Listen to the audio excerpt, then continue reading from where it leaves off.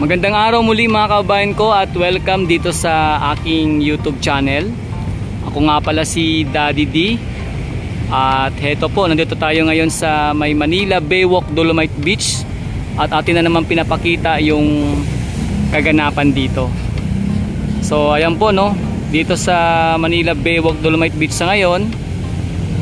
Ngayong araw ng Martes, ayan, April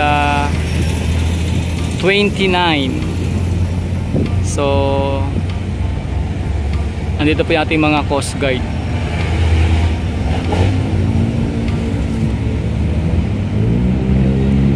So binaba po nila yung rubber boat.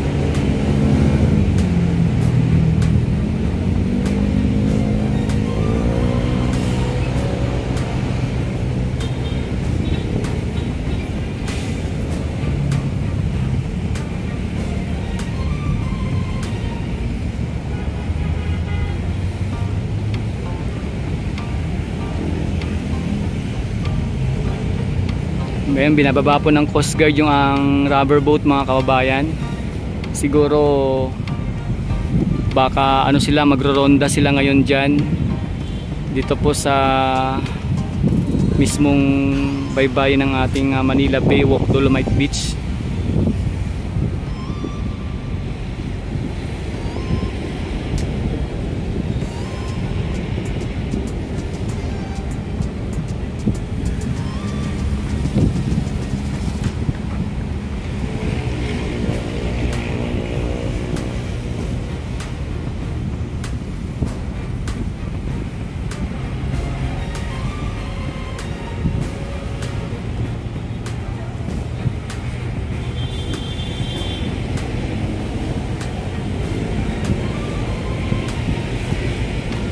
Mga kasama nila.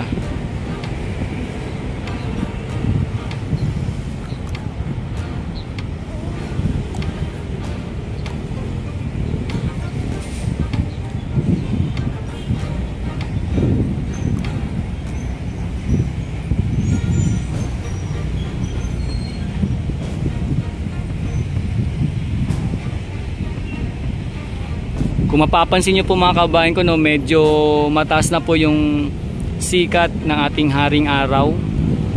At makita po ninyo no, medyo mainit na po.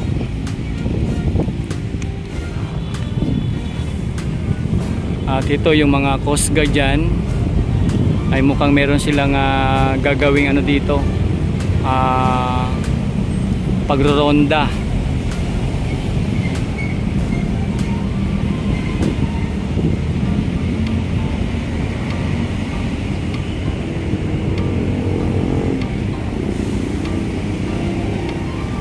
Ang kagandaan dito mga kababayan ko no, kasi meron ng ano, sariling ano dito, headquarters mismo sa loob ng Manila Baywalk Dolomite Beach itong ating mga Coast Guard. Diba dati kung naalala nyo, kung napapanood yung mga video natin na ating mga nakukuha dito, may mga pumapasok no na mga hindi naman ano, siguro dahil lang sa nainganyo sila na maraming isda na mahuhuli. Kahit nasa sobrang lapit na sila sa may pampang, ay talagang pinapasok na nila. So nung time na yon, pinagbabawalan po sila ng ating ano dito, mga security guard at mga baywalk marshal, pati na ng mga pulis. Kasi nga siguro may mga area dito na pag talagang malapit na ay bawal na talagang umano pa sila, kumuha pa ng isda no mga kababayan ko.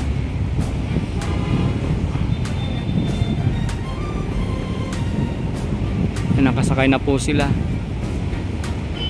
Tingnan natin kung saan po sila pupunta mga kababayan ko no.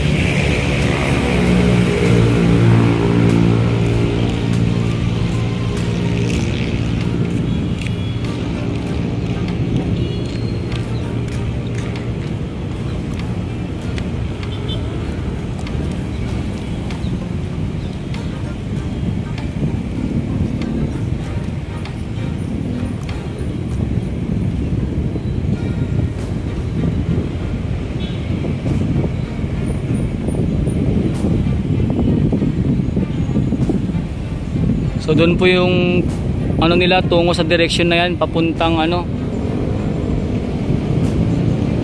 papuntang hindi, pumagit na sila ulit.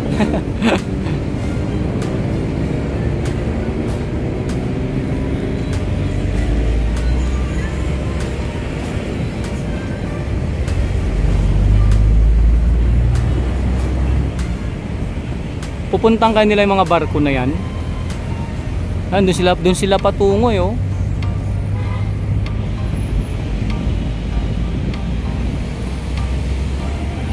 Doon kaya ang punta nila sa mga barko na yan na nakaangkla.